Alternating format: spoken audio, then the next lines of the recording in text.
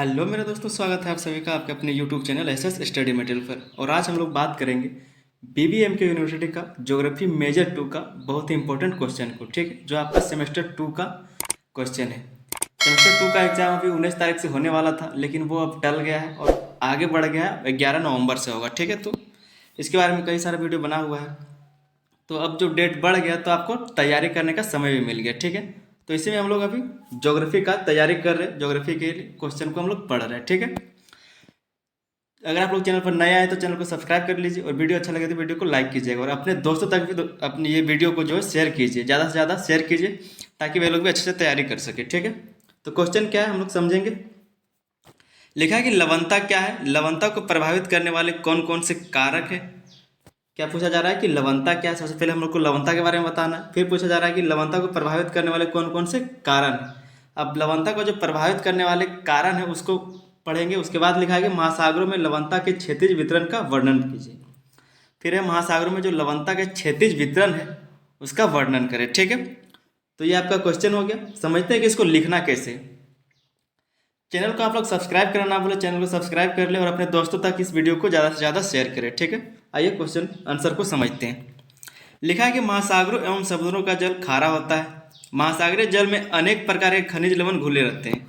बताया जा रहा है कि महासागर और समुद्र का जल जो है वो खारा होता है, क्योंकि यहाँ जो महासागरीय जल है उसमें अनेक प्रकार के क्या है, खनिज लवण घुले हुए हैं। ठीक है, आगे लिखा है किंतु समुद्री जल की लवणता का मुख्य कारण उसमें सोडियम क्लोराइड की अधिकता है। कई तरह के खनिज लवण घुले होने के कारण क्या है कि जो महासागर का जल है वो खारा है, लेकिन इसमें जो मुख्य कारण है वो आपका है सोडियम क्लोराइड। इसके अधिक होने के कारण क्या है कि वहाँ का जल जो है खारा है। आगे बोला जा रहा है कि वस्तुतः महासागरीय जल की लवणता उसमें घोल रूप में पाए जाने वाले सभी प्रकार के लवणों के योग का द्योतक होता है। यहाँ पर जो बताया जा रहा है कि जो लवणता है उसमें घोल रूप में पाए जाने वाले सभी प्रकार के जो लवण है उसका योग का द्योतक होता है, उसी को लवणता कहते हैं। आगे बताया जा रहा है कि समुद्र के प्रति 1000 ग्राम जल में विभिन्न प्रकार के लवणों की जितनी मात्रा पाई जाती है उसे ही लवणता कहा जाता है। देखिए, समुद्र के प्रति 1000 ग्राम में, प्रति 1000 ग्राम जल में जितना प्रकार का जो भी है विभिन्न प्रकार के लवणों का जितना मात्रा पाया जाता है उसी को लवणता कहा जाता है। आगे हम लोग समझेंगे। लिखा है कि महासागरीय जल विभिन्न प्रकार के लवणों का मिश्रण है। इन लवणों की कुल मात्रा महासागरों के विभिन्न भागों में समान नहीं होती। बताया जा रहा है कि महासागरीय जल का जो है वो विभिन्न प्रकार के लवणों का मिश्रण है। इन लवणों की कुल मात्रा महासागरों के विभिन्न भागों में समान नहीं होता। जो महासागर में जो लवणता होता है वो हर जगह समान नहीं है, किंतु इन खनिज पदार्थों का पारस्परिक अनुपात जो है वो सदा और सर्वत्र स्थिर होता है। लेकिन महासागर का जो जल है उसमें जो लवणता पाया जाता है वो हर जगह बराबर नहीं है, समान नहीं है, लेकिन जो लवणता घुला हुआ है जो खनिज पदार्थ है वो हर जगह समान है। ठीक है, परस्पर क्या बताया जा रहा है कि सदा और सर्वत्र स्थिर रहता है। उसके बाद बताया जा रहा है कि उदाहरणार्थ यदि किसी एक घटक की मात्रा कम हो जाती है, बताया जा रहा है कि अगर खनिज लवण में किसी एक घटक का मात्रा कम हो जाता है तो अन्य सभी घटकों की मात्रा में समानुपातिक कमी पाई जाती है। अगर एक भी घटक में थोड़ा सा भी कमी हो गया तो अन्य सभी जो भी घटक हैं उसमें भी क्या होगा, समानुपातिक कमी पाई जाती है। आगे लिखा है कि समुद्र के प्रति 1000 ग्राम जल में 35 ग्राम विभिन्न खनिज लवणों का घोल पाया जाता है। बताया जा रहा है कि 35 मतलब कि जो समुद्र का जल है उसमें अगर 1000 ग्राम जल उठाएंगे तो उसमें जो 35 ग्राम है वो 35 ग्राम जो आपका है वो आपका विभिन्न खनिज लवण का घोल है। ठीक है, एक कितना में, 1000 ग्राम जल में 1000 ग्राम में 35 ग्राम जो है आपका लवणता है। इसको इस तरह से समझिए। आगे लिखा है कि लवणता के नियंत्रक कारक। महासागरों के पृष्ठीय जल की लवणता में सर्वत्र समानता नहीं पाई जाती। बताया जा रहा है कि महासागरों के पृष्ठीय जल की लवणता में सर्वत्र समानता नहीं पाई जाती, जिसके बारे में हमने पीछे पढ़ा। फिर इसके बाद देखा कि इसके लिए निम्नांकित कारण उत्तरदायी होते हैं। इसके लिए क्या है कि निम्नांकित कारण जो उत्तरदायी होते हैं, क्या क्या कारण है उसको हम लोग समझेंगे। सबसे पहला बताया जा रहा है वाष्पीकरण। वाष्पीकरण कैसे, अगर समुद्र का जल ज़्यादा वाष्पीकरण होगा तो क्या होगा कि वहाँ पर जो खारापन है वो बढ़ेगा, वहाँ पर लवणता जो है बढ़ेगा। फिर दूसरा है वर्षा द्वारा स्वच्छ जल की आपूर्ति। वर्षा जो होता है तब वहाँ पर जो स्वच्छ जल महाद्वीपों से क्या होता है, समुद्र में जाता है। ठीक है, तो इससे भी जो लवणता है वो कम होता है। उसके बाद तीसरा में दिया है कि नदियों द्वारा स्वच्छ जल की आपूर्ति। अब नदी से जो पानी बह के जाता है समुद्र में, जब वहाँ पर मुहाना बनता है तो वहाँ पर जो मुहाना बनता है महासागर में, वहाँ का जो जल है वो कम खारा होता है अपेक्षाकृत अन्य जगह के अन्य जल में, ठीक है। जो महासागर का जल है उसमें जो खारापन है, और जहाँ पर नदियों द्वारा मुहाना बनाया गया है वहाँ का जो खारापन है उसके अपेक्षाकृत कम होता है नदियों के मुहाने का।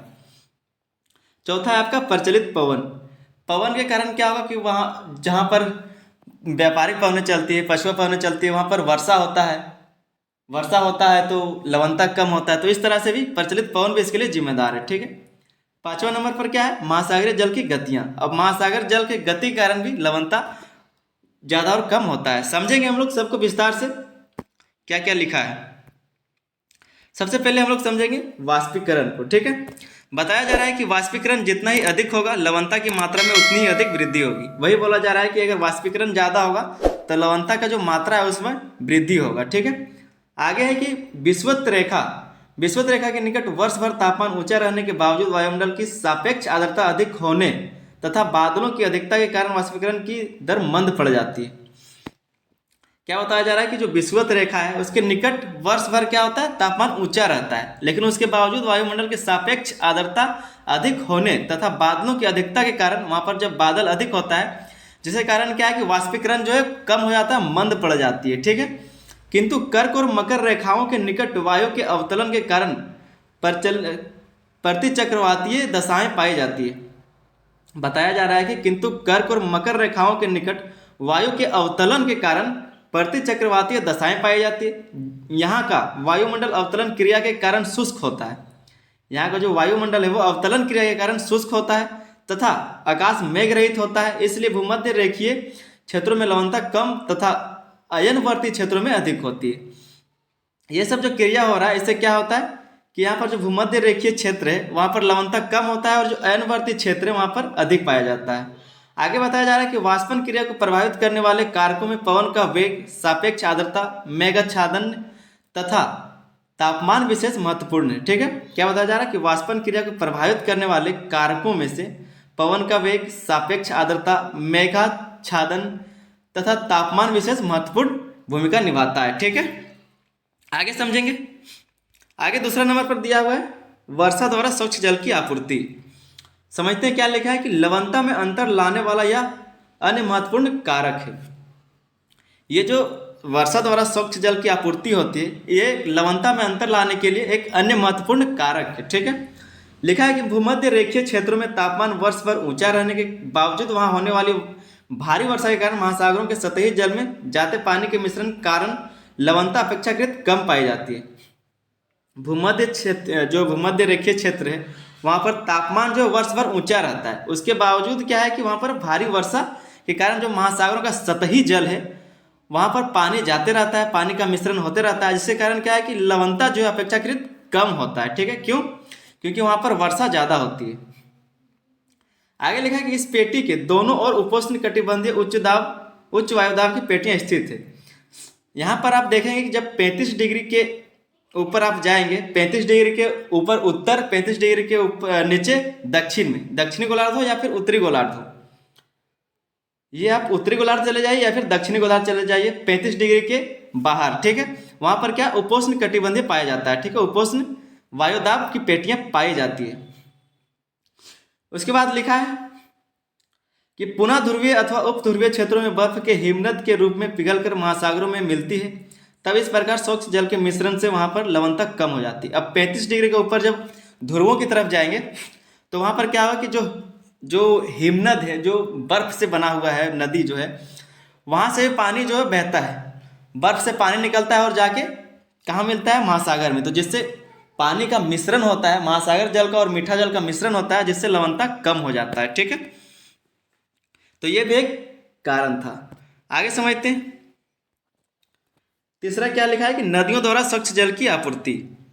अब नदी कैसे स्वच्छ जल की आपूर्ति करता है उसको देखेंगे। लिखा है कि विश्व की सभी बड़ी नदियों कांगो, नाइजर, सेंट लॉरेंस, ओब, अमेजन आदि के मुहाने के निकट समुद्र के जल में लवणता की मात्रा कम हो जाती है। बताया जा रहा है कि जो बड़े बड़े नदी है जिसका मुहाना बनता है समुद्र के किनारे, समुद्र में जब उसका मुहाना बनता है तो वहाँ का जो सटा हुआ क्षेत्र है वहाँ पर जो है लवणता कम हो जाता है, महासागरीय जल का लवणता वहाँ पर कम हो जाता है। बताया जा रहा है कि वैज्ञानिकों की गणना अनुसार नदियां प्रतिवर्ष महाद्वीपों के धरातल पर से 27,000 घन किलोमीटर वर्षा का जल बहाकर महासागरों में छोड़ती है। वैज्ञानिकों द्वारा यह गणना किया गया है कि नदी में से जो है प्रतिवर्ष महाद्वीपों में से वहां के धरातल से 27,000 घन किलोमीटर वर्षा का जल बहाकर महासागरों में विसर्जित करती है, छोड़ती है, तथा महासागरों के क्षेत्रफल को देखते हुए उसके तल पर प्रतिवर्ष 7.6 सेंटीमीटर स्वच्छ जल की आपूर्ति नदियों द्वारा की जाती है। बताया जा रहा है कि जब आप देखेंगे कि महासागरों का जो क्षेत्रफल है उसको देखते हुए उसके तल पर प्रतिवर्ष 7.6 सेंटीमीटर स्वच्छ जल की आपूर्ति नदियों द्वारा की जाती है। अब बताया जा रहा है, इसको सारांश में बताया जा रहा है। लिखा है कि सारांश यह है कि नदियों द्वारा स्वच्छ जल की आपूर्ति जितनी अधिक होगी, समुद्रों के जल की लवणता में उसी अनुपात में कमी होगी। सारांश लिखा गया है कि जितना नदी का जल समुद्र में जाएगा वहाँ का जो है जल का लवणता धीरे धीरे कम होगा। ठीक है, जितना अधिक होगी समुद्र में नदी जल का जितना ज़्यादा विसर्जन होगा, समुद्र के जल की लवणता उसी अनुपात में कम होगा। ठीक है, आगे हम लोग समझेंगे चौथा पॉइंट। चौथा पॉइंट क्या लिखा है? प्रचलित पवन। अब पवन कैसे जिम्मेदार है उसको देखेंगे। लिखा है कि महासागर के ऊपर चलने वाली हवाओं का पृष्ठीय जल की लवणता के वितरण पर भारी प्रभाव पड़ता है। महासागर के ऊपर चलने वाली जो हवा है उसके पृष्ठीय जल की लवणता के वितरण पर भारी प्रभाव पड़ता है। कैसे? आगे हम लोग वही पढ़ेंगे। लिखा है कि व्यापारिक पवनें अपने साथ पूर्वी तटों के खारे तथा उष्ण जल को बहाकर पश्चिमी तट की ओर ले जाती है।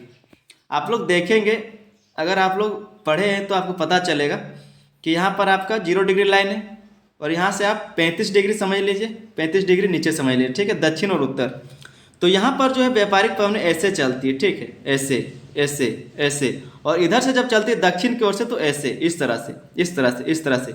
तो वही बताया जा रहा है कि जो व्यापारिक पवनें अपने साथ पूर्वी तटों से खारे तथा उष्ण जल को बहाकर पश्चिमी तट की ओर ले जाती है। देख सकते हैं जैसे हम लोग तीर का निशान दिए उसी तरह से बहा के ले जाता है, जिसकी पूर्ति हेतु अधस्थल का शीतल जल ऊपर आ जाता है। जिससे क्या होता है कि जो अधस्थल, जो नीचे का जल है वो ऊपर आ जाता है, ऊपर आ जाता है ठंडा पानी।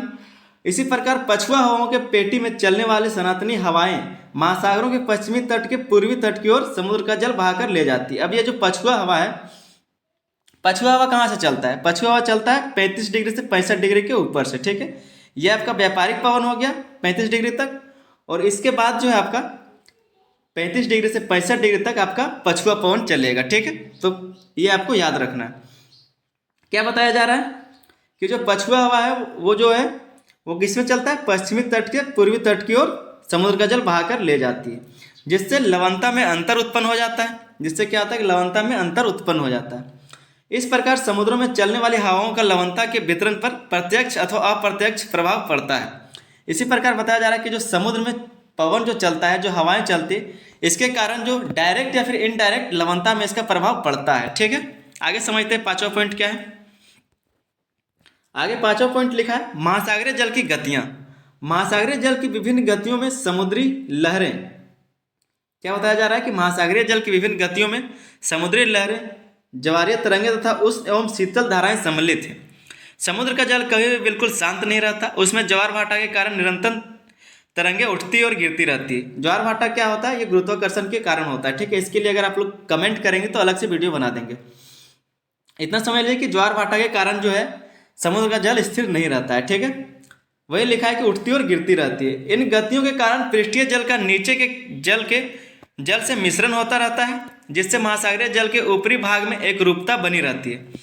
इसी कारण क्या होता है कि जो नीचे का जल है वो ऊपर जाता है और जो ऊपर का जल है वो नीचे जाता है। इससे मिश्रण बना हुआ रहता है और एक रूपता बना रहता है। ठीक है, बताया जा रहा है गल्फ स्ट्रीम के कारण उत्तरी सागर तथा नॉर्वे के निकटवर्ती सागर में तापमान और लवणता में थोड़ी वृद्धि हो जाती है। ये गल्फ स्ट्रीम भी एक हवा के जैसा ही है, जो जिससे क्या होता है कई जगह पे सूखा आ जाता है, कई जगह पे बाढ़ आ जाता है। इसके लिए भी अगर आप लोग कमेंट करेंगे तो वीडियो अच्छे से बना देंगे। ठीक है, तो बताया जा रहा है कि जो गल्फ स्ट्रीम के कारण उत्तरी सागर और नॉर्वे के निकटवर्ती सागर में तापमान और लवणता में थोड़ी वृद्धि हो जाती है। इसी प्रकार भूमध्य रेखीय खारे जल के कारण मैक्सिको की खाड़ी में लवणता बढ़ जाती है। मानसूनी हवाओं की दिशा में परिवर्तन के फलस्वरूप हिंद महासागर में लवणता के क्षैतिज वितरण में मौसमी परिवर्तन स्पष्ट दिखाई पड़ता है। तो ये आपका महासागरीय जल का लवणता था। लवणता क्या है, लवणता को प्रभावित करने वाले कारक थे इसमें, और इसका वितरण था। ठीक है, इस वीडियो को अपने दोस्तों तक ज़्यादा से ज़्यादा शेयर कीजिए, और चैनल पर नए हैं तो चैनल को सब्सक्राइब कर लीजिए। बहुत ही बेहतर तरीके से उम्मीद करते हैं कि आप लोग को समझ में आया होगा। इसको आप देखते कि कॉपी में लिख लीजिए ताकि आपको ज़्यादा दिन तक ये याद रहे। ठीक है, और इसी तरह से आपको एग्जाम में भी लिखना है। तो मिलते हैं अगले वीडियो में, तब तक के लिए धन्यवाद। जय हिंद। अपने दोस्तों तक इस वीडियो को शेयर कीजिए।